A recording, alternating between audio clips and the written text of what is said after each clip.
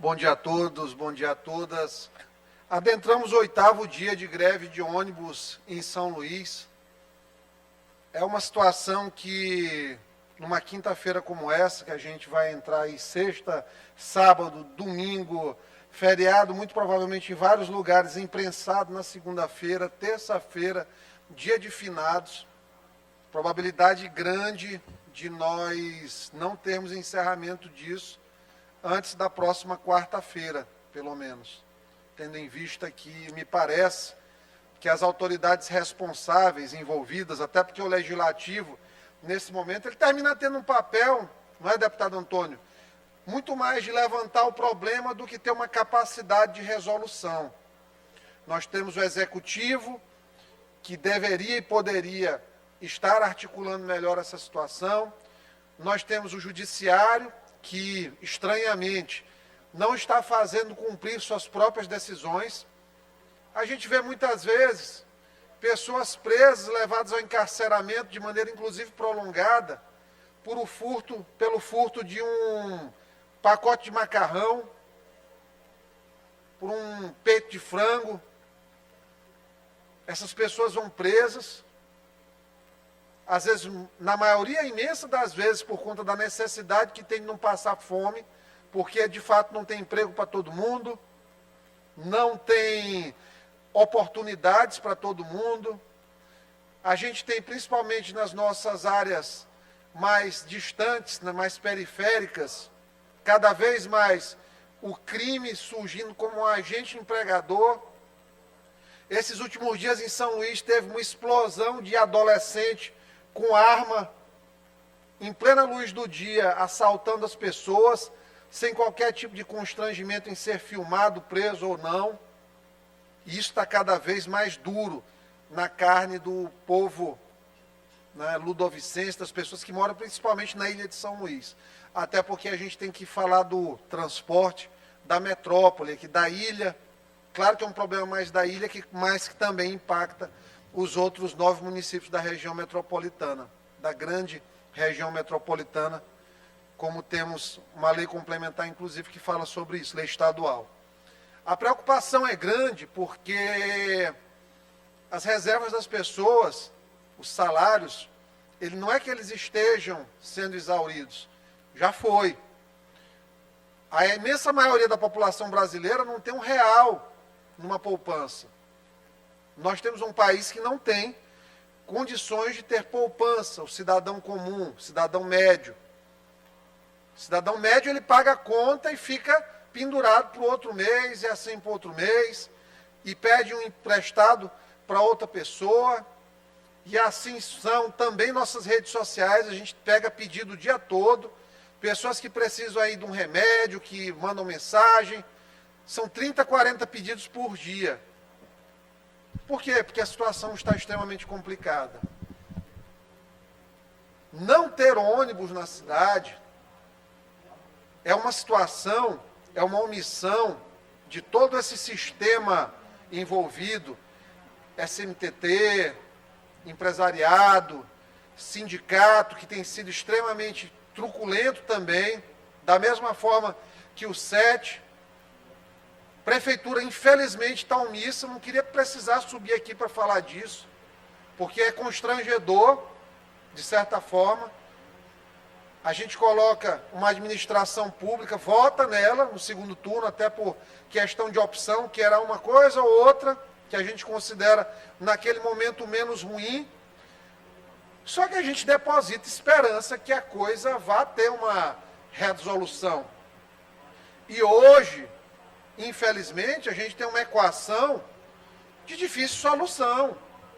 Por quê? Porque as pessoas que participam dela não estão querendo abrir mão de absolutamente nada. O movimento acha que se colocar um ônibus na rua vai perder a legitimidade. O acordão que existe da direção, que tem as pessoas da base do sindicato, que não tem culpa de nada, mas que acreditam naquela direção do sindicato, que sonham com uma recomposição salarial. Essas pessoas acreditam, mas não sabem do que está acontecendo. Do acordo que tem do SET com a alta cúpula do sindicato que quer se manter no processo eleitoral que está ainda ocorrendo. Lamentavelmente, a prefeitura não resolve a situação. Resolver a situação nesse caso é assumir o desgaste de uma passagem, um aumento de passagem, ou de não aumentar a passagem e dar o subsídio. E aí a gente tem que dimensionar o subsídio. Empresariado quer 5,8 milhões, prefeitura quer dar 0. Eu acho que a gente pode buscar pelo menos 2 milhões para iniciar uma discussão, para tirar os ônibus da garagem e colocar de volta o mínimo de normalidade. Mas ninguém se move. Porque todas essas pessoas que não se movem, deputada Helena, são pessoas que andam de carro. Não são pessoas que estão pagando Uber, que estão pagando R$20 numa viagem de mototáxi. Essas pessoas que decidem, elas não sentem o peso. Então, mesmo o judiciário, que muitas vezes enclausura numa prisão uma pessoa que roubou um pacote de macarrão, é o judiciário que está sendo confrontado todo dia com evidente crime de desobediência e não está tomando nenhuma decisão no sentido, pelo menos não chegou a esta casa. Se o pessoal do Tribunal Regional do Trabalho quiser, pode encaminhar aqui eventuais providências que nós não estamos sabendo. A imprensa não está divulgando. Então, está havendo uma evidente desobediência. A gente sabe que essas multas que estão sendo computadas por dias parados, R$50 mil por dia, já estamos em R$400 mil. Nós sabemos, Deus, o mundo e todos os envolvidos sabem que não vai ser paga, tem R$400 mil aí.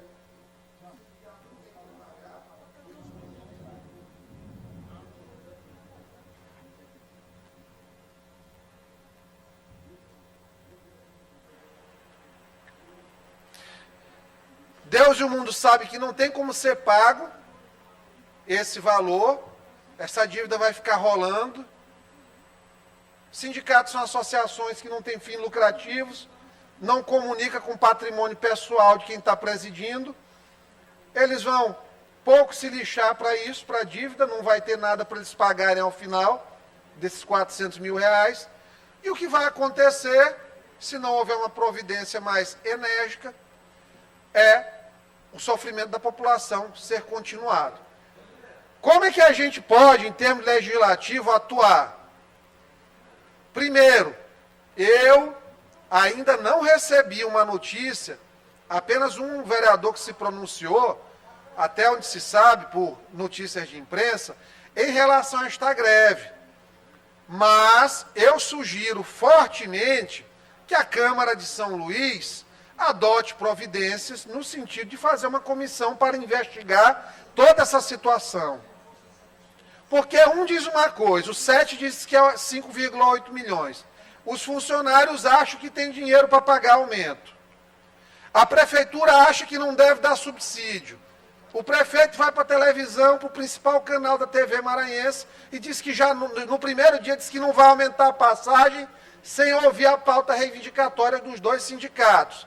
Então, os representantes naturalmente constituídos pelo povo, eles precisam investigar para saber quem tem a razão.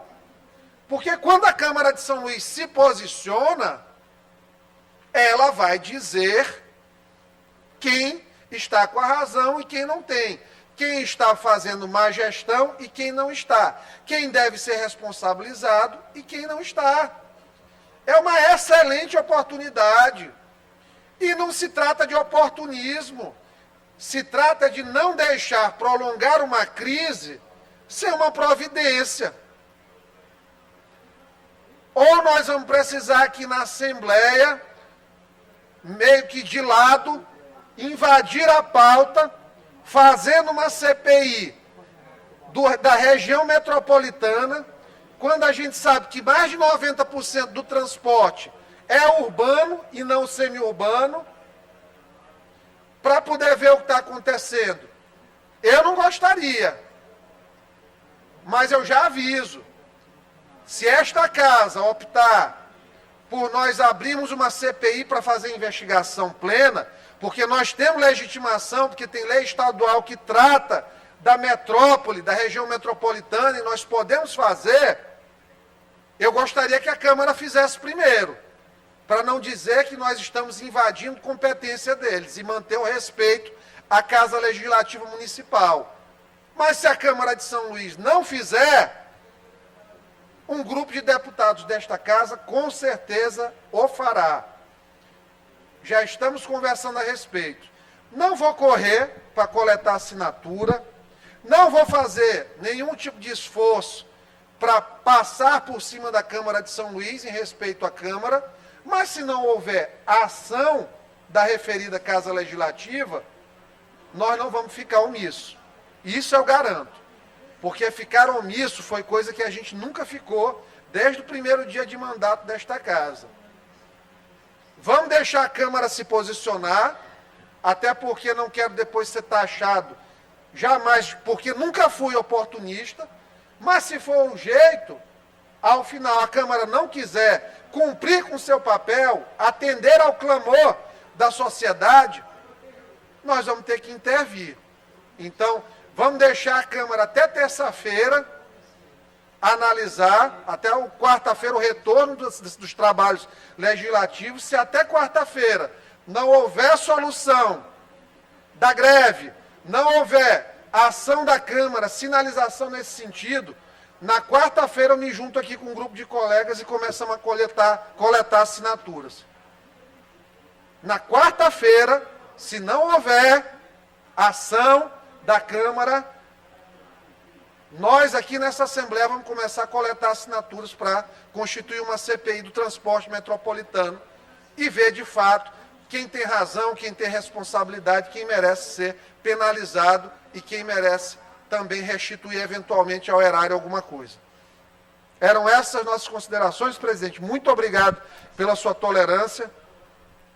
Um grande abraço para todos, um feliz dia a todos os servidores públicos do Maranhão também, que honrosamente carregam essa missão de prestar serviço ao povo do Estado.